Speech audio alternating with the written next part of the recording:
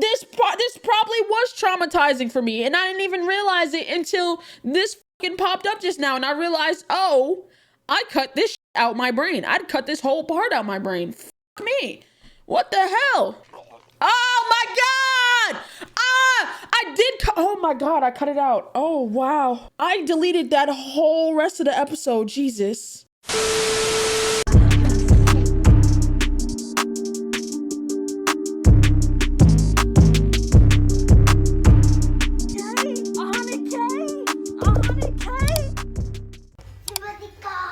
Alright, chat. But alright, this is this is cartoon episodes that traumatize children. Are y'all ready?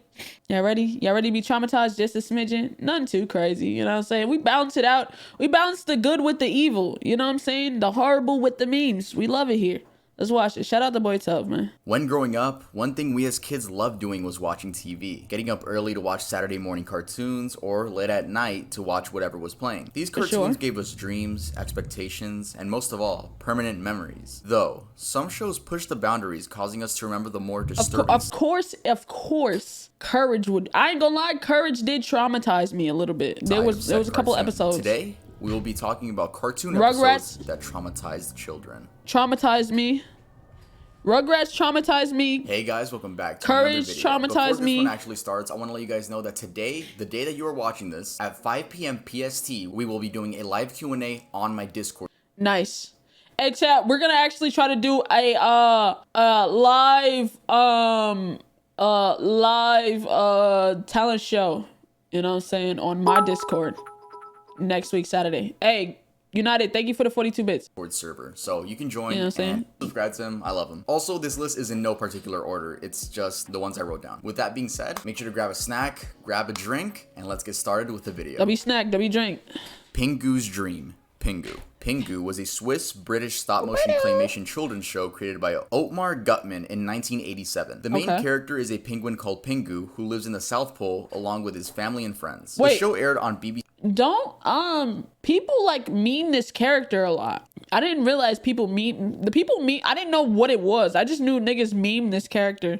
Children's and Education, and episodes averaged 5 minutes in length. Today, we will be talking about Season 1, Episode 26. Pingu's Dream. The episode starts off as normal, nothing out of the ordinary. Pingu's mom is reading him a bedtime story, and Pingu begins to drift away to sleep. He wakes up to the sound of his igloo jumping, and before you know it, the igloo flies away. Then his bed extends its legs, and it begins walking. The camera cuts to this creepy walrus watching Pingu in his bed go about their day. Not to mention that every time the walrus pops up, these synths are played, it just gives you some uneasy feeling. What's up with things involving walruses being creepy? Like, what the directors keep showing the audience how the walrus is just watching Pingu. Eventually, the walrus makes his introduction. And you know how the directors made this already creepy character make his introduction to children? This is how.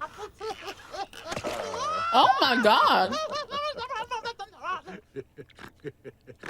It's clear to see that the walrus is supposed to have this like goofy personality that finds everything funny and just wants to play. But they really messed up by making him almost human-like. The walrus. I gotta go. Bye Simba, bye chat. Enjoy the rest of the stream. Gungatron. Hey, appreciate you, big boss. Thank you for the tier 2 W17 months. You know what I'm saying?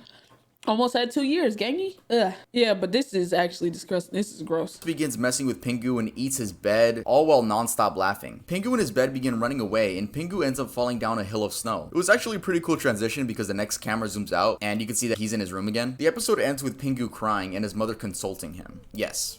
That's how this episode ends. Not only is this the ending to the episode, but this was actually the season finale. This episode was highly controversial and was eventually banned from television due to the giant walrus being too scary and unsettling for many young viewers. The creator, Otmar Gutmann, actually used the same walrus model in a German short film he made years prior. This caught me off guard. Wait, why ban it though? Why ban it? That's crazy. Because the voice he used for the walrus is so unexpected. Here, I'll just play the clip. Dass wir unsere Kundschaft ernst nehmen, das zeigt sich durch What the fuck? Hold on, chat. I want to put my leg up. Let's move on. Let's move on the list. Blue Cat Blues, Tom and Jerry. Tom and Jerry need no introduction. I'm 100% sure everybody knows Tom and Jerry, knows for sure. exactly who these two are. Blue Cat Blues is about Tom's love for a female cat, which doesn't love him back. Oh, when he's begins with a quote by depressed. Jerry's I remember narrator this while watching one. Tom sit on the train tracks, patiently waiting for the train to come by. The quote is, "Poor Tom. In a few minutes, it'll all be over. I And for the remember first time this since he met her, episode. he'll be happy. Poor, miserable, lovesick creature. I suppose people will say I should have helped him. I know. But it's better this way." Talk about a kid's show getting dark. Throughout the episode, we see just how much Tom is in love with this cat, and how he is overthrown by another cat by the name of Mr. Butch. The cat with more money, more gifts, a better... He said... that's how I used to kiss him. Your lips are like beautiful spaghetti. I fucking love Tom and Jerry, bro. Car, Tom resorts to drinking milk, which in this episode is a substitute for alcohol. Tom is seen sliding down a gutter until Jerry saves him. They get splashed by some water and come to find out it's Hey, Mr. Big Butch. Black Tip, you know what's up. They set my soul on fire. I fucking love this episode. The love of Tom's life, riding away in his car with a "just married" sign. After this, the Yeah, same he thing go- but happens he's always to depressed, Jerry though. as his girlfriend is riding away with another mouse. Jerry brings himself down to the train tracks, sits next to Tom, and both patiently wait for the train to pass by. The episode ends with the haunting horn of a train. Damn. This episode was banned by Cartoon Network and Boomerang due to its references to alcohol and... Also, I just want to clear up a common misconception, and that is that this is actually the finale to the series. It's not. Man's Best Friend, Ren and Stimpy. I used to like Ren and ran on Stimpy, too. Nickelodeon from 1991 to 1996 and focused on a sociopathic chihuahua and a clueless cat. This show got a... Ren and Stimpy stopped in 96? I have very fond memories of Ren and Stimpy. Damn. I was really out here watching the old cartoons like it wasn't nothing. Reruns? Yeah, I was definitely watching reruns, but I could have sworn no shits was... It was that long ago. Right, when it stopped airing, I was one. But I watched mad episodes of Ren and Stimpy. You say you love me? Love you too, gang? My bad, chat. I got my knee in the camera. I'm chilling. I love when we watch Tub. I feel like I can just relax and talk with chat. I don't gotta be, you know? Yo, this fucking show had some crazy moments, bro. Away with so much shit. Simba, a part of 1987. Rizzy, first of all, you're like 5. You're a part of you were born in 2010. How does it feel? Nigga was born in 2010. Like, that's actually disgusting. Imagine being born. Nah, you were born last decade, nigga, 2010. Not 2006. You wish. Actually scary. Season 2, episode 4 opens up with a man by the name of George Liquor adopting Ren and Stimpy at a pet store. Once he takes them home, he puts them through a bunch of rigorous tasks to see if they can keep up with how he wants his ideal pets to act. In one scene, he forces Stimpy to get on his couch so that he can learn how to be quote-unquote disciplined and, well, just watch.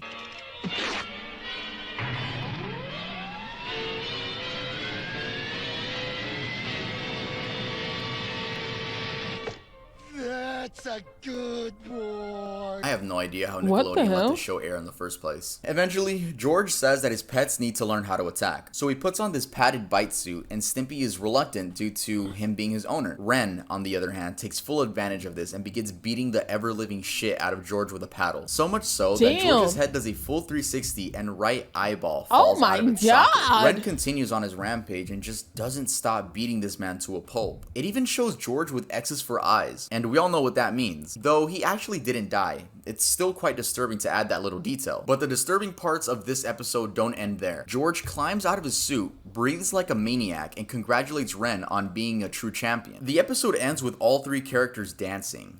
Yeah. Now, this episode actually never ended up airing on Nickelodeon. It was banned once they saw what it actually contained. But this episode was moved to Ren and Stimpy Adult Party Cartoon. And that show was basically a revival of the original, except with very sexual... It was just a very sexual show. I mean, if the creator went from making a kids show and turning that kids show into a sexual show, is actually crazy. Where his mind was. Anyway, we could tell that this creator was trying to go with this dark humor. I didn't know that. It just ended up being They revived it. Why would you do that with a cartoon though? That's actually insane. Like, I get like there's sometimes there's subtle hints to where they give adults a chance to catch a joke in a kid's show, but to revive a whole show into a child sex show is actually insane. Like, it's like it was a child show and then it goes into an adult sex show. Like, what the fuck?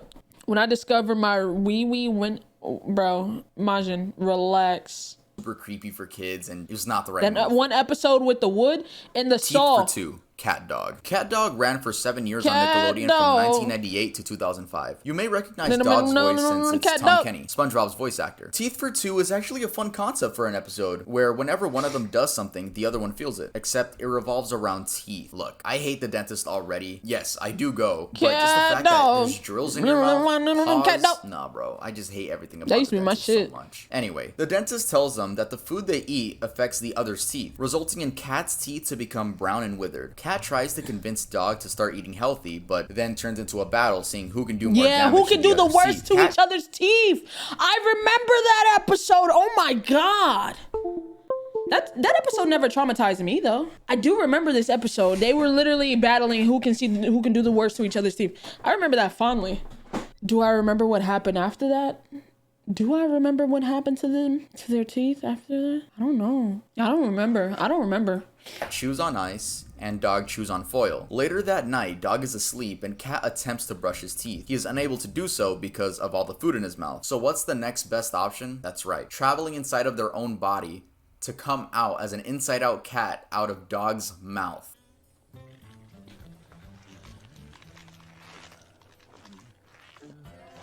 Oh, I do remember this part. Yes, that was that actually was insane. What the fuck? That actually wasn't. Nigga went inside his own body to bro, we didn't need to see this as a kid. You're right. I didn't remember. You know what? In chat, you know what's crazy? Is that when you experience crazy trauma as a kid, you tend to push it out your mind. You know what I'm saying? Like when something traumaful, you tend to the natural your brain's natural response is to act like it never happened, delete it out your mind. So with that being said, this whole part, I remember the episode, but did not know what the fuck happened. Now I remember. This probably was traumatizing for me, and I didn't even realize it until this fucking popped up just now, and I realized, oh, I cut this shit out my brain. I'd cut this whole part out my brain. Fuck me. What the hell? Oh my god! Oh my god, I cut it out. Oh wow. I deleted that whole rest of the episode. Jesus. Oh wow. Oh shit. All of that shit is just rolling back in. Oh my god. Oh wow. Okay. I'm sorry, chat. It really oh my god. Oh my god. Skip it? I can't skip. Dog screams of horror and swallows Cat back down to where he's supposed to be. Skipping to the end, they get their teeth fixed, but end up getting food allergies from all the junk they ate throughout the entire episode. Never thought I'd see an inside-out cat trying to brush a dog's teeth. Hey, psst. I'm not one to gossip, but I heard you wasn't following me on Twitter and Instagram, and you wasn't updated when I wasn't able to post on YouTube, and you thought I was gone. So follow me on Twitter and Instagram. It's that simple. Enjoy the rest of the vid. Oh, shit. Knuckles and his hilarious problem. The Misadventures of Flapjack. Oh, the Flapjack is my... Hey, he naming all my favorite fucking cartoons. Hey, if you didn't fuck with Flapjack, you a L. Flapjack was fucking hilarious. Flapjack was so funny. You're my best friend, Captain. Captain Knuckles. This is for you out in the front row. That was my shit. The Misadventures of Flapjack was another show that got away with so much disturbing shit. Personally, as a kid, I loved it just because it was so gross, and I thought that was so funny Flapjack. back in the day. I remember pausing it at those funny still frames of really detailed zoomed in pictures of the characters' faces. Oh my god, I remember those hands. Jesus. Oh my god, yo. Anyway, Season 2, Episode 4 is Knuckles and his hilarious problem. This episode is about addiction. More specifically, Knuckles' addiction to candy, which has the effects of alcohol. From feeling warm and happy, angry at the world, to depression. The next morning, after Knuckles ingests a bunch of candy, Flapjack realizes that Knuckles has become addicted to the candy. So much so that he hallucinates, sees Flapjack as a lollipop, and tries eating him. Next, Knuckles begins manipulating Flapjack and tells him that he's just fine and he can trust him. Though this only only leads to 2 candy rampages where he steals from homes, babies, and a gumball machine. Then we go to this depressing scene showing just how this candy addiction has left Knuckles, getting kicked out of the candy trough, being used as a doormat, and taking any bit of candy he can get, even if it's from a stranger's mouth. Ew. Oh, Captain Knuckles. You're my best. Ew! Bubby decides to send Knuckles off to isolation on a piece of the boardwalk into the sea. Here, Knuckles begins hallucinating and imagines a giant flapjack putting his arms inside of his mouth and vomiting candy into it. Jesus. Very dark episode if you think about it, especially seeing just how bad the effects of candy have left Knuckles. I really like the episode though. It really makes you aware of just how bad alcohol or any addiction can be. The show was actually a really good show. Batman Beyond. Batman Beyond released in 1999 and aired on Cartoon Network and WB Kids. Today we're going to be talking about season 1, episode 15. Batman Beyond. I don't think I remember that. I think I've watched a couple episodes, but I don't think I remembered it enough to keep the show in my head. AKA Earth Mover. We start with this teenage girl by the name of Jackie hanging with her friends, one of which is Terry McGinnis, AKA the Batman after the original Bruce Wayne. Because he actually looks very familiar. This guy looks very familiar. This cartoon looks very familiar. I just can't remember it right now. Batman. She explains that she's been feeling like she was followed and watched by someone. Soon after that, Terry sees a mysterious figure outside through the window. A chase begins, but the figure isn't caught. The next day, Jackie's adopted father gives all 3 of them a ride, but first he says he wants to show them something. That being a piece of land he plans on buying and placing a factory on. An earthquake happens, and again, there is another fight scene. After this, Bill, her adopted father, explains that he thinks it might be Jackie's real father looking for him. He tells the story from many years ago, and while he was trying to dump toxic waste into an abandoned mine shaft, the wire pulling up the container got stuck on a piece of wood and resulted in the entire mine shaft collapsing in on itself. Jackie's father was at the bottom and ended up being crushed by the debris. Not only that, but was covered by the toxic waste. Everyone assumed that he died instantly, and Bill felt so bad that he ended up adopting Jackie, who was only a kid at the time. Fast forward into the episode, and the Earth Mover has trapped both. Sadly, I got a copyright claim in the original version of this video, so I can't show that much. Aw, damn. Hey, Deadly, thank you for the resub. W2 months, you know what I'm saying? W-Mans, appreciate you. Thank you. Welcome back to the family. You know what I mean? Jackie and Bill underground. During this scene, Jackie finds out what her father actually looks like. And, well... Oh my god. So like the text was saying, I can't show too much due to a copyright claim, but basically, Jackie is horrified seeing that this is her father. I mean, who wouldn't be? Look at the way they drew it. Yeah, that's basically the scene in a nutshell. I mean, even listen to that voice. It sounds like he's struggling to get his words out. He seems to think that Bill betrayed him and left him to die so that he didn't have to split the revenue with a partner. He also sees Bill adopting Jackie as her getting stolen from him. Imagine accidentally dying and then the friend that accidentally killed you adopts your daughter. Bro. Eventually, Batman swoops in and saves the day. The episode ends with this very dark quote. My father. He's not your father. Not really. Damn. He's a ghost. Dad. Jesus. That's kind of dark. Mooch Master P, Mr. Meaty. Mr. Meaty. Oh, I hated this show. Oh my god. I had a genuine hate for this I couldn't watch it. It looks fucking disgusting. It always looked nasty to me, and I just couldn't. I don't like the way the show looked.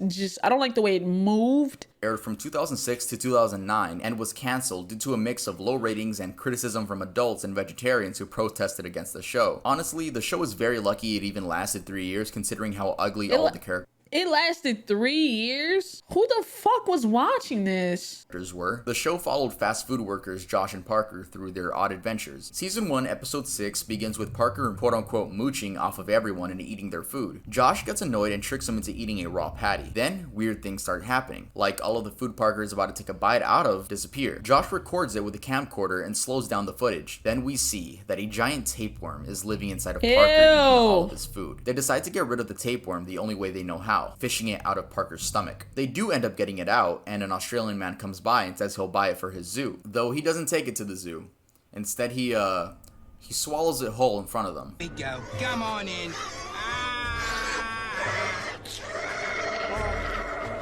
This is why I didn't watch this shit. This right here is exactly why I didn't watch this. What the fucking fuck?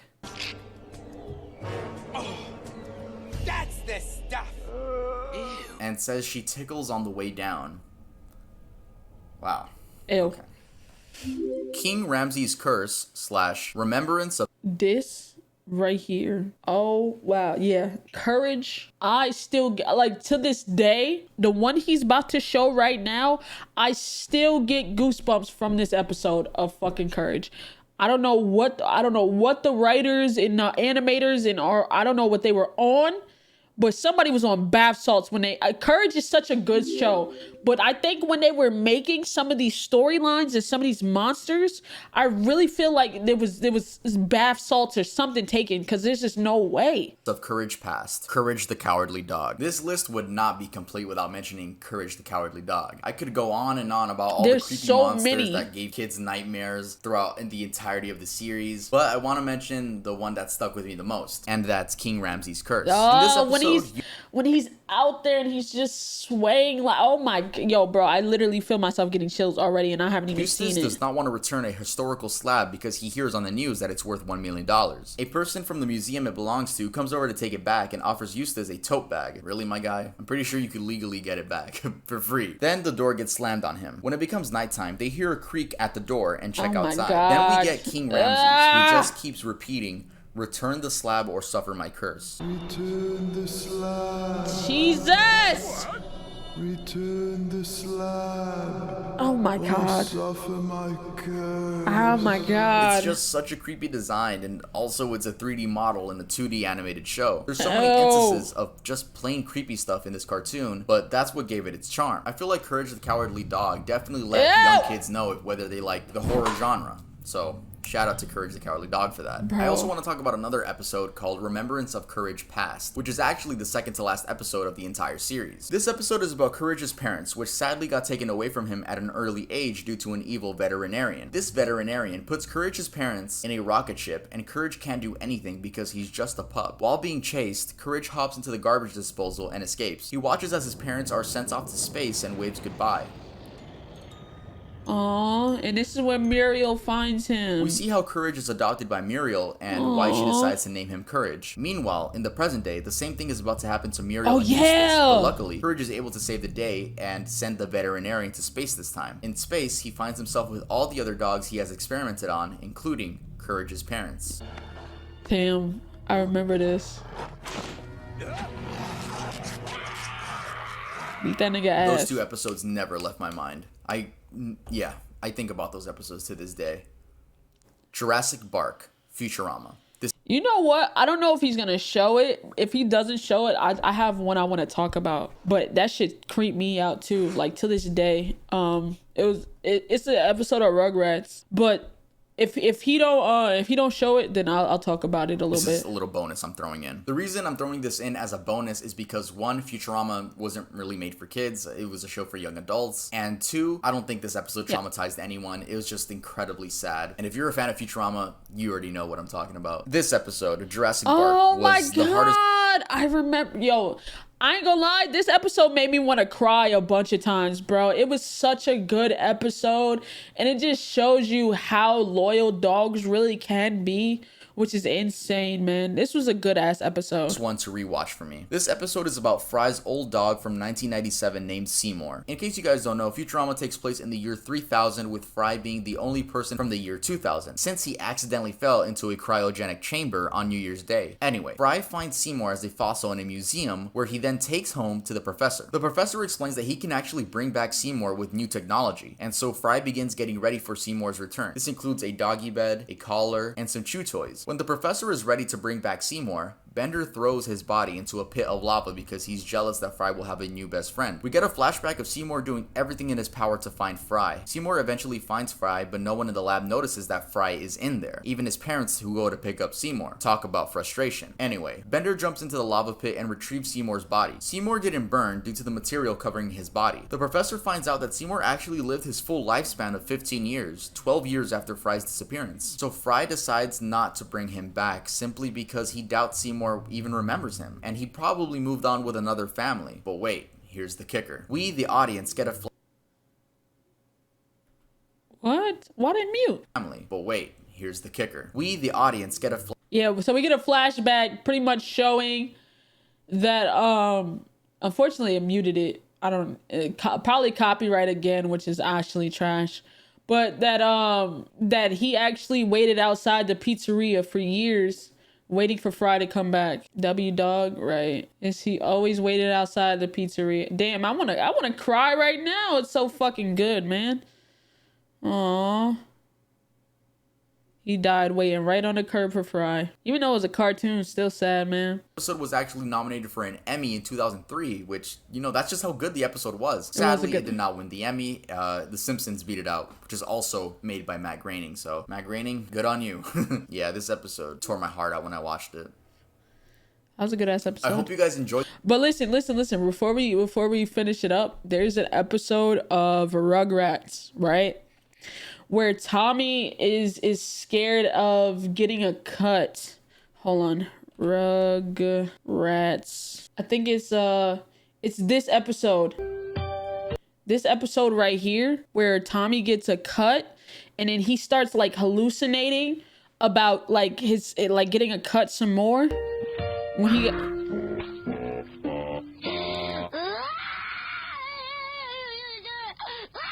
So this episode, bro, it traumatized the fuck out of me because like when he has like now mind you, I was like 3 or 4.